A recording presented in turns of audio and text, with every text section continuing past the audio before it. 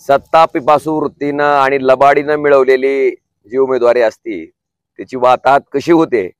मला वाटतं भगवंत मंदिराच्या पायऱ्यावरचं जे व्हिडिओ फुटेज आहे, ज्या उमेदवार म्हणून उभे आहेत त्या फुटेजवरनं आपल्या सगळ्याच्या लक्षात येईल की माझा नवरा बीजेपी मध्ये आहे, मी कशाला राष्ट्रवादी वाढू.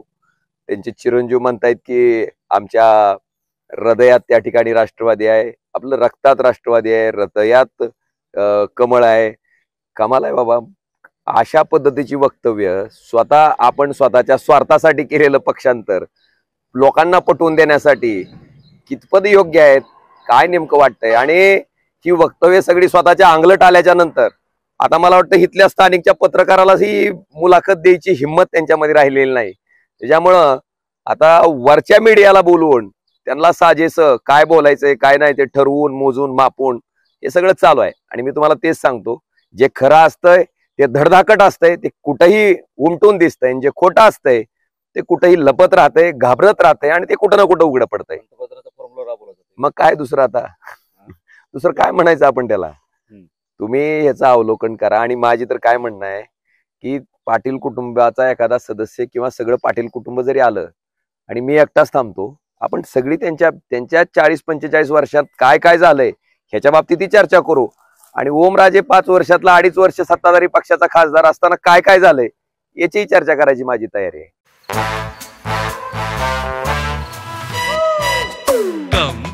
Come my love, please don't say no baby, come my love. V-Guard के air coolers extra large cooling pads के साथ जो अच्छों को ठंडा करे. V-Guard air coolers, long lasting cooling. निश्चित मला वाटतं ज्या पक्षप्रमुखांनी मला माझ्या वडिलांच्या नंतर त्याच मायेचा आदर दिला, मला एकदा आमदार एकदा खासदार, ज्या मायबाप जनतेच्या आशीर्वादावर मी झालो. आज आपण बघितलं असेल की जी लोक उद्धव साहेबांना सोडून गेली त्या कित्येकांना आज उमेदवाऱ्या सुद्धा त्या ठिकाणी मिळाल्या नाहीत. आणि आम्ही जी लोक निष्ठेनं उद्धवजींच्या बरोबर होतो, मला वाटतं त्या एकाही खासदाराला कुठेही तिकिटासाठी कुठे एकही चक्कर मारावी लागली नाही. मला वाटतं हे निष्ठेचं फळ आहे. आणि निश्चित महाराष्ट्रात झालेलं हे घाणेरडं राजकारण, गद्दारीचं राजकारण इथली जनता मोडून टाकल्याशिवाय राहणार नाही. आणि आपण जर म्हणलात भावना, मला वाटते कैलासवासी पवनराजे निंबाळकर साहेबांमुळेच खरं तर मी हे राजकीय क्षेत्र निवडलं. जे मला कधीच आवडत नव्हतं ते क्षेत्र मी निवडलं. आणि अतिशय प्रामाणिकपणे किंवा राजेसाहेब जर असते तर कशा पद्धतीने त्यांनी काम केलं असतं. त्यांची उणीव कुठं त्या ठिकाणी सामान्य लोकांना त्यांची उणीव कोण भरून काढू शकत नाही, पण किमान काही ना काही प्रमाणात तरी आपण आधार द्यायचं काम जे राजेसाहेबांचं स्वप्न होतं ते मी प्रामाणिकपणे पूर्ण करायचा प्रयत्न करतोय. आणि निश्चित ह्या गोष्टीचं मनापासून समाधान आहे की सामान्य जनता सुद्धा तितक्याच ताकदीनं पुढं प्रचंड प्रमाणात धनशक्ती असताना सुद्धा जनशक्ती माझ्या पाठीमाग आहे. मायबाप जनता मला घरातला एक व्यक्ती, कुटुंबातला एक सदस्य ह्याप्रमाणे त्या ठिकाणी प्रत्येक गोष्टीत प्रत्येक सुखदुःखात सामावून घेते आणि त्याच ताकदीनं माझ्या पाठीशी राहते. मला वाटतं हीच माझी शक्ती आहे.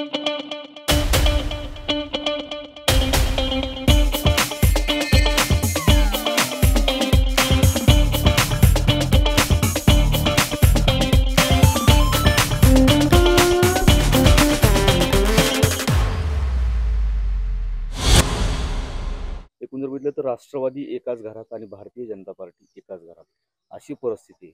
उमेदवार डिक्लेअर झाल्यावर आता चित्र जवळपास स्पष्ट झालेलं आहे. आपण या निवडणुकी या रणसंग्रामाकडे कसं पाहता उमेदवार जाहीर झाल्यावरती? मला आपल्याला एवढंच सांगायचंय की जी काही सत्तास्थान आहेत ती स्वतःच्याच कुटुंबात राहण्यासाठी मला वाटतं याच्यापेक्षा घाणेरडा प्रयत्न कुठं महाराष्ट्रात झाला नसेल. शेवटी सत्ता पिपासू मंडळी येथे मी पहिल्यापासून सांगतोय, नेमकी ही सत्ता कुणासाठी वापरायची ती तर एकदा कळू देत.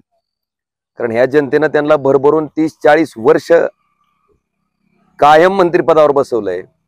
त्या मंत्रिपदाचा उपयोग काय झाला धाराशिव जिल्ह्याला? आजही जिल्हा माग असलेल्या जिल्ह्याच्या यादीत क्रमांक 3 ला आहे. आजही जिल्ह्यातले जवळपास 1 विधानसभा कमी झाला, म्हणजे 1 वाढायला पाहिजे होता 1 कमी झाला, म्हणजे 10 लाख लोक स्वतःच्या पोटाची खळगी भरत नाही म्हणून ह्या ठिकाणाहून बाहेर गेली. मग नेमकं काय साध्य केलं ह्या कुटुंबानं? मला वाटतं हा त्या ठिकाणी चिंतनाचा विषय आहे. निश्चित जनता याच्या बाबतीत आत्मचिंतन करेल.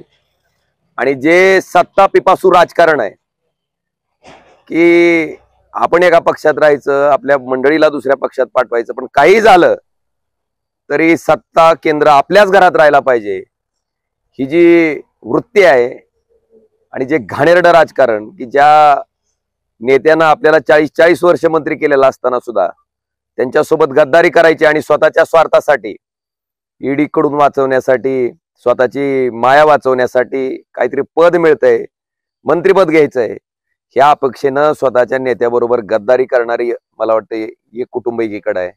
आणि संकटाच्या संघर्षाच्या काळात सत्ता जात असताना सुद्धा कुठल्याही आमिषाला बळी न पडता खंबीरपणे उद्धवजी ठाकरे साहेबांच्या मागं उभा राहिलेलं दुसरं कुटुंब एका बाजूला आहे. मला वाटतं निश्चित लोक ह्याच्यातलं योग्य असा प्रकारचा न्याय करतील, निर्णय करतील. आणि जे घाणेरडं राजकारण महाराष्ट्रात चाललंय ते राजकारणाला ही सामान्य जनताच, लोकांना गृहीत धरून चाललेलं जे राजकारण आहे त्याला मूठ माती दिल्याशिवाय राहणार नाही. दुसरीकडे मात्र याच्यात विकासाचे मुद्दे प्रामुख्यानं ह्यांच्याकडून येत नाही आणि विरोधकाकडून येत नाहीत. काय पाहता, विकासाचे मुद्दे प्रचारात आले पाहिजेत का? नेमकं आपल्याला उमेदवार म्हणून आता नेमक्या भावना काय आहेत? निश्चित विकासाचे मुद्दे आलेच पाहिजे प्रचारात. ती पहिली प्रायोरिटी असते, लोकांची प्राथमिकता असते. आणि फोन उचलतो ही माझाच प्रचार ती लोक करतात, मला हेच कमाल वाटतंय. काय नेमकं दुखणं काय त्यांचं?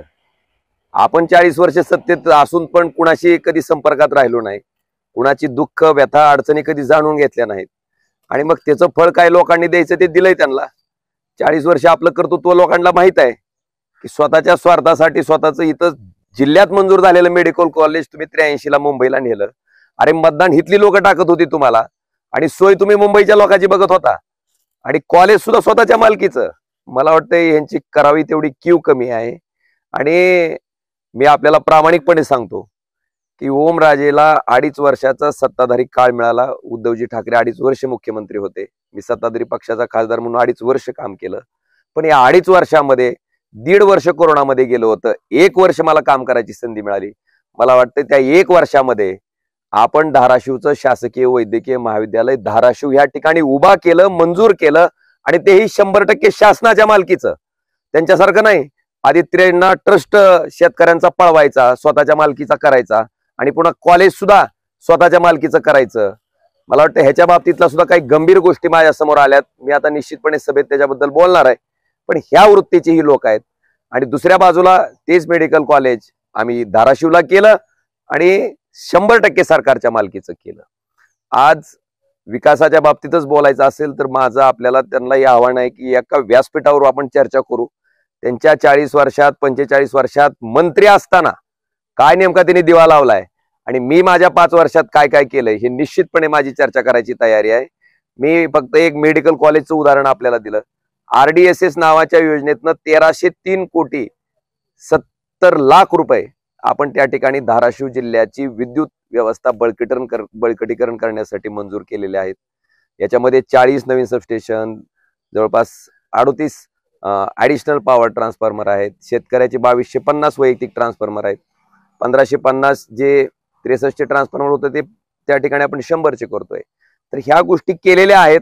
त्याचबरोबर दिव्यांग लोकांसाठी आपण 4,61 लाख रुपयाचा आलिमकोच्या माध्यमातून त्याच्या साहित्यासाठी कृत्रिम हात, कृत्रिम पाय, व्हीलचेअर, काना ऐकायची मशीन, ह्या अपंग बांधवाला लागणारं साहित्य त्यांचा 1 पैसाही न खर्च होता त्या ठिकाणी ओमराजेनं पहिल्यांदा ती योजना राबवून या लोकसभा कार्यक्षेत्रातील लोकांना दिलेला आहे. आणि माझी विकासावर चर्चा करायला तयारी आहे. मला आपल्याला आपल्या माध्यमातून त्यांना एवढंच आवाहन करायचंय की मी जर साध्या लोकांच्या जनतेच्या गोष्टीकडे लक्ष देत असू आणि त्यांचं दुखणंच ते आहे की आपला ऐकणारा, आपला हक्काचं एक नेतृत्व आता सामान्य लोकांचं तयार झालंय. सामान्य लोक मला काम सांगतात, त्यांना ते काम क्षुल्लक वाटतंय. कुणाचा दवाखान्यात फोन करून जीव वाचवणं त्यांना क्षुल्लक वाटतंय. अरे तुम्ही पहिल्यांदा त्या अडचणीच्या जागी जाऊन स्वतःला ठेवावं लागतं, त्याच्यासाठी राबावं लागतं, झटावं लागतं आणि स्वतःच्या आयुष्यातला 24 तास वेळ द्यावा लागतो. तुमच्यासारखं 3-4 कारखान्याचं मालक होऊन संस्था बघून पुन्हा मी राजकारण करत नाही. माझा 24 तास वेळ सामान्य माणसासाठी आणि तुम्ही प्रामाणिकपणे देतो. आणि मला खात्री आहे की सामान्य माणसं याचं अवलोकन करून योग्य अशा प्रकारचा धडा येणाऱ्या पुढच्या निवडणुकीत तुम्हाला आत्ताचं जे मतदान आहे त्याच्यामध्ये दिल्याशिवाय राहणार नाही.